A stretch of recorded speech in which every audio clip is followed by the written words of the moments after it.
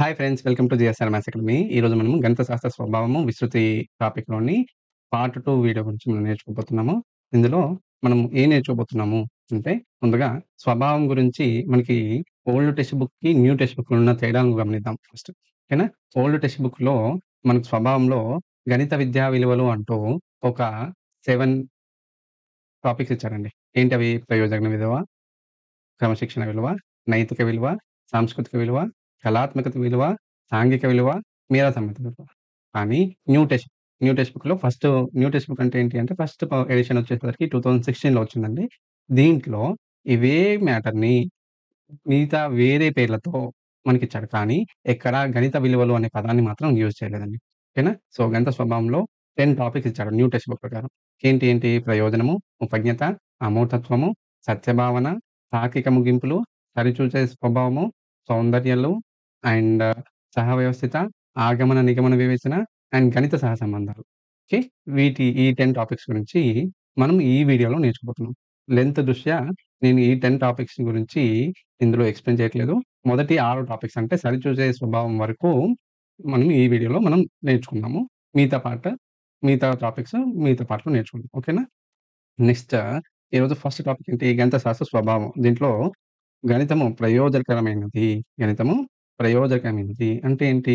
అంటే ఎవరికెవరికి యూజ్‌ఫుల్ అవుతుంది? అంటే ఈ సమాజంలో ఉన్న ఏ వ్యక్తికైనా, ఏ వృత్తిలో ఉన్న వారికైనా గణితము అవసరము. ఎవరెవరికి అవసరము? కూలి పని చేసే వాటి నుంచెల్లి నెక్స్ట్ దేశ ఆర్థిక మంత్రి బడ్జెట్ తయారు చేయడానికి కూడా మనకి గణితము అవసరం ఉంటుంది. అలాగే నౌకా శాస్త్రంలో కూడా మనకు గణితం అవసరం ఉంటుంది. ఓకేనా? వివిధ వ్యాపార సంస్థలు, బ్యాంకింగ్‌కి సంబంధించిన వాటికి కూడా గణితము అవసరం ఉంటుంది. సమాజంలో ఏ స్థాయి వ్యక్తికైనా, ఏ వ్యక్తికైనా, ఏ ఉద్యోగానికైనా గణిత శాస్త్ర జ్ఞానము అవసరము. వివిధ వ్యాపార సంస్థలు, బ్యాంకింగ్ సంస్థలకు అంకగణితంకు ఆయువుపట్టువు. ఓకే. నెక్స్ట్ ఒక కూలీవాడు తనకు రావాల్సిన కూలీ లెక్క కట్టడం నుంచి దేశ ఆర్థిక మంత్రి ఆర్థిక బడ్జెట్ తయారు చేసే వరకు గణితం ప్రయోజనం ఎంతో ఉంది. నెక్స్ట్, నెక్స్ట్ ఎగ్జాంపుల్ చూద్దాము. మాలిమ్ శాస్త్రం అంటే నౌకాయాన శాస్త్రంలో కూడా మాలిమి జ్యామితిని ఉపయోగిస్తారు. ఓకేనా? నెక్స్ట్ భూములు కొలిచే సర్వేయర్లు కూడా ట్రిగ్నోమెట్రీని యూజ్ చేస్తున్నారు. అలాగే సంగీత పరికరాల నుంచి వచ్చే మధురమైన రాగాలకు కూడా ఆధారము అంకగణితము. ఓకే. నెక్స్ట్ శాస్త్రజ్ఞులు, ఇంజినీర్లు శాస్త్ర సాంకేతిక అంశాలను గణిత పురాణాలపైనే నిర్మిస్తారు. అలాగే గణిత గణితాన్ని ఏమంటారు? శాస్త్రాలకి రాణిగా పిలువబడుతుంది. గణితము శాస్త్రాలకు రాణిగా పిలువబడుతుంది. ఇది ఆధునిక నాగరికతకు కేంద్రంగా మారి శాస్త్ర సాంకేతిక రంగాల్లో అభివృద్ధిలో విశేషమైన పాత్రను పోషిస్తుంది. అలాగే రసవాదులు అంటే రసాయన శాస్త్రజ్ఞులు ఒక పదార్థం యొక్క ఆమ్లత్వాన్ని అంటే యాసిడిటీని కనుక్కోవడానికి, లెక్కించడానికి కూడా మనము పీహెచ్ విలువను కనుక్కోవడానికి కూడా సమర్థమానాలను వాడుతున్నారు. ఇంతేనా ఇంకా రక్షణ శాఖకు సంబంధించిన రహస్య సమాచారంలో కూడా గ్రూప్ థియరీని ఉపయోగిస్తున్నారు. అట్లాగే విద్యుత్ వలయాలలో గ్రాఫ్ థియరీని ఉపయోగించడం చూస్తున్నాము. అంతేనా మనము విద్యాశాఖ విద్యుత్ వలయాలలో కూడా దీన్ని ఉపయోగిస్తున్నాము. అదేవిధంగా ఇంజినీరింగ్‌లో కూడా గణితం విస్తారంగా ఉపయోగించబడుతున్నది. అన్ అలాగే సాంఘిక శాస్త్రాలను లోతైన అధ్యయనం చేయడానికి, చేయడానికి, ఆలోచనలు సరిగ్గా వ్యక్తపరచడానికి గణితం ఉపయోగపడుతుంది. సాంఘిక శాస్త్రాలను కూడా డీప్‌గా అర్థం చేసుకోవడానికి, చేయడానికి, మన ఆలోచనలు సరిగ్గా వ్యక్తపరచడానికి కూడా గణితము ఉపయోగపడుతుంది. అలాగే ఆర్థిక శాస్త్రవేత్తలు నూతన ఆర్థిక సిద్ధాంతాలను అభివృద్ధి పరచడంలో కూడా రేఖీయ కార్యక్రమ విధానము, లీనియర్ ప్రోగ్రామింగ్ అంటారు దీన్ని. సాంఖ్యక శాస్త్రాలను ఉపయోగిస్తున్నారు. అందుకే బేకన్ మహాశయుడు ఏమని చెప్పాడు? సకల శాస్త్రాలకు మూలము, ద్వారం లాంటిది గణితము అని అన్నాడు. ఓకే. అదే విధంగా మనకు మ్యాథ్స్ నేర్చుకోవడం వల్ల కలిగే ప్రయోజనాల్లో పెద్ద ప్రయోజనం ఏంటి అంటే డిసిప్లిన్ అండి. మనకు ఒక డిసిప్లిన్ అవసరం. అలాంటి డిసిప్లిన్‌ను మనం మ్యాథ్స్ నేర్చుకోవడం ద్వారానే మనం పొందుతాము. జీవితంలో ఒక క్రమ పద్ధతి అవసరం. అటువంటి క్రమశిక్షణ లక్షణాలను మనం గణిత అధ్యయనం ద్వారా పొందుతాము. అదే విధంగా మనము ఏ విషయంలోనైనా అభివృద్ధి చెందాలంటే, మన దేశం కూడా అభివృద్ధి చెందాలంటే, దానికి సంబంధించిన ప్రణాళికలు రూపొందించాల్సినుంది. అలాంటి ప్రణాళికను రూపొందించడంలో కూడా మనకు గణితం జ్ఞానము అవసరము. దేశాభివృద్ధి ప్రజల గణిత జ్ఞానంపై ఆధారపడి ఉంటుందనేది నిర్వివాద అంశము. కంపల్సరీగా ప్రజల గణిత జ్ఞానంపైనే దేశాభివృద్ధి ఆధారపడి ఉంది.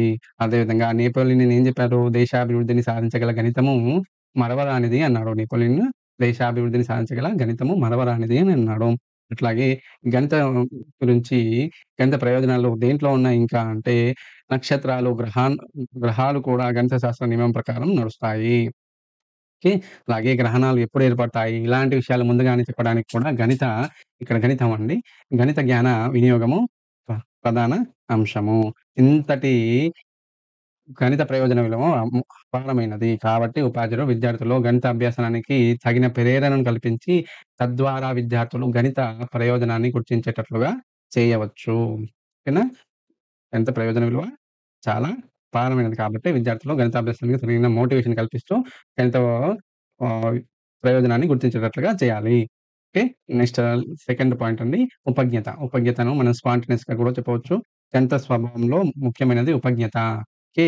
ఇగ ప్రముఖంగా దీనికి సంబంధించిన ఒక స్టోరీ ఉందండి. మనందరికీ తెలిసిన స్టోరీ. ఏంటి రామానుజన్, శ్రీనివాస రామానుజన్ నంబర్ గురించి జీహెచ్ హార్ట్‌లీ శ్రీనివాస రామానుజన్ అనారోగ్యంగా ఉన్నాడని పరామర్శించడానికి బయలుదేరారు. అతను ప్రయాణించిన ఆటో సంఖ్య పేరేంటి? ఆటో సంఖ్య ఎంత? 1729 అండి. ఈ ఆటో దిగి రామానుజన్ చేరుకున్న హార్డీ తన గణిత బుద్ధిని పోనిచ్చుకోలేదు. నేను ప్రయాణించింది ఎందుకు పనికిరాని 1729 నంబర్ గల టాక్సీ అని రామానుజంతో అన్నాడు. అంత అనారోగ్యంతో బాధపడుతున్న రామానుజన్ ఒక్క క్షణం ఆలోచించి, సార్ మీరు ప్రయాణించిన టాక్సీ నంబర్ 1729 కదా! మీరు అనుకున్నట్లుగా అది ఎటువంటి ప్రత్యేకత లేని సంఖ్య కాదు. ఆశ్చర్యం అని అన్నాడు. అనంగానే ఆశ్చర్యపోయిన హార్లీ రామానుజం ముఖం చూశాడు. వెంటనే రామానుజన్ 1729 యొక్క ప్రత్యేకత గురించి ఈ కింది విధంగా వివరించాడు. ఇది రెండేసి గణాల మొత్తంగా 2 రకాలుగా రాయగలిగిన అతి చిన్న సంఖ్య అని చెప్పాడు. ఏంటి 1729ని 10 క్యూబ్ ప్లస్ 9 క్యూబ్ గాను, 12 క్యూబ్ ప్లస్ 1 క్యూబ్ గాను రాశాడు. రామానుజన్ గణిత జ్ఞానాన్ని హార్లీ మెచ్చుకోకుండా ఉండలేకపోయాడు. అప్పటినుంచెల్లి 1729 అనే సంఖ్యను మనం రామానుజన్ సంఖ్యగానే గుర్తుంచుకున్నాము. ఓకే. ఈ స్టోరీ మనందరికీ తెలిసిందే. యాక్చువల్‌గా ఈ సిట్యుయేషన్‌లో మనం నేర్చుకోవాల్సిందేంటి అంటే ఏంటి 1729 అనే నంబర్ చెప్పగానే రామానుజన్ ఎలాంటి పరిశోధన గాని, ఎలాంటి ఈ ఆలోచన గాని చేయకుండా ఇమ్మీడియేట్‌గా ఎలాంటి అన్వేషణ గాని చేయకుండా ఇమ్మీడియేట్‌గా 1729 యొక్క గొప్పతనాన్ని, దాని యొక్క ప్రత్యేకతను గురించి ఎంత సింపుల్‌గా చెప్పేసాడో. ఇలాంటిదే మన గణితము. అంటే మనము గణితం అనేది ఎలాంటి మిగతా శాస్త్రాల వలె ఆహ్, పరిశోధన గాని, అన్వేషణ గాని, ప్రయోగాలు గాని చేయాల్సిన అవసరం లేదు. గణితం అనేది అభివృద్ధి చెందడానికి సహజ జ్ఞానము, ఆలోచన విధానమే మనకు ఉపయోగపడుతుంది. అంటే మానవుడి మేధస్సు నుండే ఈ గణితము ఉపయోగపడ్డది గణితం అనేది వికసించింది అని చెప్పగలుగుతాము. ఓకేనా? సో, ఈ సంఘటనల ద్వారా గణితం అన్నది మిగతా శాస్త్రాల వలె పరిశీలన ద్వారానో, అన్వేషణ ద్వారానో, ప్రయోగాల ద్వారానో అభివృద్ధి చెందలేదని, అది మానవుని మేధస్సు నుండి వికసించిందని తెలుస్తుంది. ఈ సంఘటనలో రామానుజన్ 1729 సంఖ్య, దాని లక్షణాల గురించి ఎలాంటి పరిశోధన చేయలేదు. కరెక్టే కదండీ! ఎలాంటి పరిశోధన చేయలేదు. సహజ సిద్ధమైన ఆలోచన ద్వారా మాత్రమే దాని ప్రత్యేకత తెలిసింది. అలాగే వివిధ సంఖ్యలు, వాటి ధర్మాలు, యూక్లిడియన్ జ్యామితి మొదలైన గణితమంతా మానవుని సహజ సిద్ధమైన ఆలోచనలతో వికసించాయి. ఓకే. గణితమంతా ఈ విధంగా మనం చూసుకుంటూ పోతున్నట్టే గణితమంతా మానవ మేధస్సు నుంచి సహజ సిద్ధంగా ఉద్భవించింది. అందుకే గణితం సహజ సిద్ధమైన ఆలోచన స్వభావం కలిగి ఉంటుందని చెప్పవచ్చు. అందుకే గణితం ఒక నిర్మాణ ప్రక్రియగా చెప్పబడుతుంది. అది తన విశ్వాన్ని తానే నిర్మించుకుంటుంది. Next పాయింట్‌కొచ్చేసరికి third పాయింట్‌కొచ్చేసరికి అమూర్తత్వము. అమూర్తత్వము అంటే ఏంటి? అంటే గణితంలో ఎన్నో విభాగాలు నిత్య జీవిత సమస్యలతో ప్రారంభమైనాయి. ఇప్పుడు చూడండి మనము మెన్సురేషన్ పార్ట్ చూసుకున్నట్లయితే ఫస్ట్ మనము సిక్స్త్ క్లాస్‌లో మెన్సురేషన్ గాని, ఫిఫ్త్ క్లాస్‌లో మెన్సురేషన్ గాని ఇంట్రొడ్యూస్ చేసినప్పుడు వాటికి పెరిమీటర్ గురించి చూపించాం. చుట్టుకొలత గురించి చెప్తున్నాం. చిన్న డయాగ్రామ్స్ ఇచ్చేసి వాటి పెరిమీటర్ ఎలా కనుక్కోవడం అంటే సమ్ ఆఫ్ ద సైడ్స్ అని చెప్తుంటాం. అట్లా స్లోగా స్టెప్ బై స్టెప్‌గా దాన్ని డెవలప్ చేస్తూ దాని నుంచి ఫార్ములాస్ నుంచి సింబాలిక్ ఫార్మ్‌లో రాసి సింబాలిక్ ఫార్మ్ నుంచెల్లి మనము దాన్ని యూజ్ చేయడము యు జరుగుతుంది. అంటే మనం నిత్య జీవితంలో వాడుతున్న నుంచెల్లి దాన్ని డెవలప్ చేస్తూ అమూర్తత్వం నుంచి భావనకు పోతుంది. యాక్చువల్‌గా అమూర్తత్వము అంటే ఏంటి? దాని గురించి నేర్చుకుందాం. అంటే ఒక భావన లేదా అంశం గురించి ప్రత్యేక అనుభూతి పొందలేని పరిస్థితి ఉన్నప్పుడు, ఆ భావనను అమూర్తమైందనని చెప్పవచ్చు. ఓకే. ఏదైనా అంశం గురించి లేదా అనుభూతి గురించి ప్రత్యేకంగా మనము ఆహ్, ప్రత్యేకంగా అనుభూతిని పొందలేని పరిస్థితి ఉన్నప్పుడు, ఆ భావనను అమూర్తమైనదని చెప్పవచ్చు. గణితం అనేది ఎన్నో అమూర్త భావనలతో కూడిన శాస్త్రము. ఓకేనా? ప్రత్యక్ష అనుభూతి అంటే మనం ప్రత్యక్షంగా టచ్ చేయలేము. వాటిని ఫీల్ కాలేము. వాటిని మనము అమూర్తత్వము అంటారు. ఇంగ్లీష్‌లో అబ్స్ట్రాక్ట్ అని అంటారు. Concrete, abstract. కాంక్రీట్ అంటే మనం ముట్టుకోవడానికి, పట్టుకోవడానికి ఈజీగా ఉండేది కాంక్రీట్. అబ్స్ట్రాక్ట్ అంటే మనం ముట్టుకోలేము. వాటి గురించి ఆలోచన మాత్రమే ఉంటుంది. అంటే ఎలాంటి ఫిజికల్ ఫార్మ్ అంటూ ఉండని వాటిని అమూర్తత్వము అని అంటారు. ఓకే. గణితం అనేది ఎన్నో అమూర్త భావనలతో కూడిన శాస్త్రము. గణితంలో ఎన్నో విభాగాలు నిత్య జీవిత సమస్యల నుంచెల్లి ప్రారంభమైనవి. మనము తెలుసుకున్నాం ఇక్కడ బీజగణితము, అంకగణితం యొక్క అమూర్త భావనే. ఓకేనా? బీజగణితము, ఆల్జీబ్రా అనేది మనం అంకెగణితం నుంచి వచ్చిందే. ఓకే. ఆల్జీబ్రాను మనము ఏంటి జనరలైజ్డ్ అర్థమెటిక్ కూడా అనొచ్చు. ఓకేనా? సెకండరీ స్థాయిలో గణితం యొక్క ఉద్దేశ్యం ఏంటి అంటే విద్యార్థులకు అమూర్త భావనల అవగాహన తదనుగుణంగా సెకండరీ స్థాయిలో గణితంలో ఎన్నో అమూర్త భావనలు సిలబస్‌లో చేర్చబడ్డాయి. గణితంలోని భావనలన్నీ అమూర్త భావనలని చెప్పవచ్చు.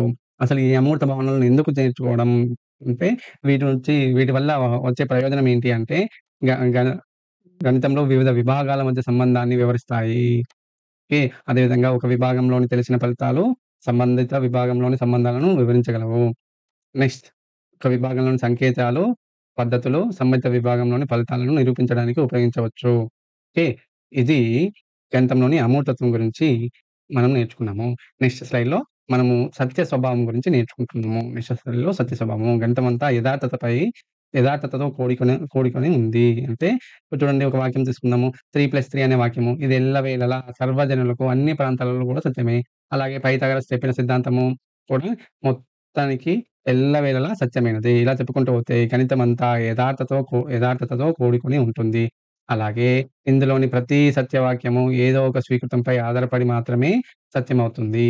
ఆ స్వీకృతం నిజం కానప్పుడు దానిపై ఆధారపడిన ఇతర వాక్యాలు, సిద్ధాంతాలు గూడా అసత్యమవుతాయి. అంటే అర్థం కాలేదు సార్. అంటే ఏం లేదండి. సింపుల్‌గా మనం ఒక డయాగ్రామ్ తీసుకుందాం. ఓకేనా? ఇది ఒక పారలెల్ లైన్స్ తీసుకున్నాం అనుకుందాం. 2 పారలెల్ లైన్స్ అనుకుందాం. ఓకే. ఇదొక ట్రాన్స్‌వర్సల్. నేను ఇక్కడ యాంగిల్ ఎక్స్ అనుకోని, ఈ యాంగిల్ వచ్చేసరికి 50 డిగ్రీస్ తీసుకున్నాను. ఇక్కడ ఈ ఎక్స్ వాల్యూ ఎంత వస్తుందండి దీంట్లో?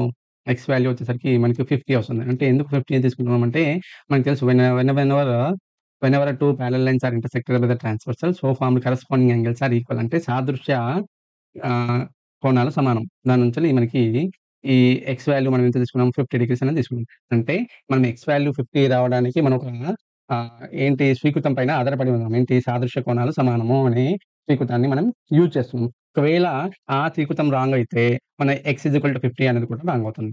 ఇదే దీని యొక్క మీనింగ్ అన్నట్టు. ఓకేనా? అందరూ అంగీకరించిన సత్యాలని మనం స్వీకృతాలుగా తీసుకుంటున్నాం. అందువల్లనే వాటిపై ఆధారపడి అభివృద్ధి చెందిన భావనలు కూడా సిద్ధాంతాలు కూడా అవుతాయి. అందుకే గణితము యథార్థత స్వభావం కలిగి ఉంటుందని చెప్పవచ్చు. గణితము యథార్థ స్వభావం కలిగి ఉంటుందని చెప్పవచ్చు. ఓకే. నెక్స్ట్ టాపిక్ ఏంటి అంటే తార్కిక ముగింపులు. తార్కికము అంటే ఏంటి అంటే ఏదైనా ఒక సమస్యను సాధించడానికి మనం దాని గురించి ప్రయత్నం చేయడంలో మనం భౌతికంగా చేసే ఆలోచన ప్రక్రియని మనము తర్కము అని అంటాము. ఓకేనా? సో, ఏదైనా వ్యక్తి ఒక వ్యక్తి ఏదైనా సమస్యను సాధించడానికి చేసే ప్రయత్నంలో భౌతికంగా జరిగే ప్రక్రియనే తర్కము అనంటారు. ఇచ్చిన అంగీకృత ప్రాథమిక అంశాల నుంచి ముగింపును రాబట్టే ప్రక్రియని తార్కము అనంటారు. ఇక్కడ చూడండి ఇచ్చిన అంగీకృత ప్రాథమిక అంశాల నుంచి అంటే మన డాటా నుంచెల్లి గివెన్ డాటా నుంచెల్లి నెక్స్ట్ ఏంటి ముగింపు కు రాబట్టే ప్రక్రియని మనము తర్కము అని అంటాము. తర్కం అనేది రాగ చూడండి. తర్కం అనేది రాబట్టిన లేదా ముగింపు ఆమోదయోగ్యమో కాదో నిర్ధారించ నిర్ధారించడానికి అవసరమైన పద్ధతులను, ప్రక్రియలను అధ్యయనం చేస్తుంది. కాబట్టి తర్కం ద్వారా రాబట్టిన ముగింపు నిజమో, కాదో అనేది ఆ ముగింపు రావటానికి అవలంబించిన ప్రక్రియపై ఎక్కువ శ్రద్ధ చూపిస్తుంది. గణితానికి తర్కము పునాది. గణిత శాస్త్రము భావనలన్నీ పూర్తిగా తార్కిక నిర్మాణం వలన ఏర్పడ్డాయని వైట్‌హెడ్ భావించారు. ప్రతి విషయంలో ఎందుకు, ఏమిటి, ఎలా అనే ప్రశ్నల ద్వారా సమాధాన పరుచుకోవడం వల్ల గణిత ఆలోచనలు దృఢపడతాయి.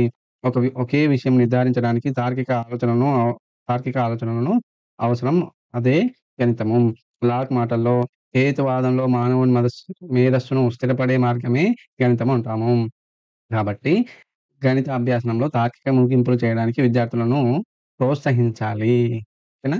సో, నెక్స్ట్ కాన్సెప్ట్ ఏంటి? సరిచూచే స్వభావము. నెక్స్ట్ కాన్సెప్ట్ సరిచూచే స్వభావం. ఇది నాకు చాలా ఇష్టమైన టాపిక్ అండి. ఇది సరిచూసే స్వభావం. ఎందుకు అంటే గణితంలో ఒక సమస్యను సాధించిన తర్వాత అది సరైందో కాదో చెక్ చేయడానికి అవకాశం ఉంటుంది. ఓకే. ఇది గణితానికున్న విశిష్టమైన లక్షణము. ఒక సమస్యను సాధించిన తృప్తి మనకు కాన్ఫిడెంటు దీని ద్వారా మనకు పొందుతాం. మనము ఒకవేళ ఒక ఆన్సర్ చేశామండి. ఆ ఆన్సర్ కరెక్టా కాదా అని చెక్ చేసే ప్రయత్నంలో మన ఆన్సర్ కరెక్ట్ అయిందండి. సో, మనకు ఒక కాన్ఫిడెంట్ వస్తుంది. అవును నేను కూడా కరెక్ట్ ఆన్సర్ చేసుకున్నాను అని చెప్పేసి కాన్ఫిడెంట్ బిల్డప్ చేసుకోవడానికి ఛాన్సెస్ ఉంటుందండి. అలాగే మనం చేసినది సెల్ఫ్ ఎవాల్యుయేషన్ చేసుకోవడానికి, స్వీయ మూల్యాంకనం చేసుకోవడానికి కూడా సరిచూసే స్వభావము ఉపయోగపడుతుంది. ఓకే. గణితంలో ఒక సమస్యను సాధించిన తర్వాత వచ్చిన ఫలితం సరైందో కాదో సరిచూసుకోవడానికి అవకాశం ఉంటుంది.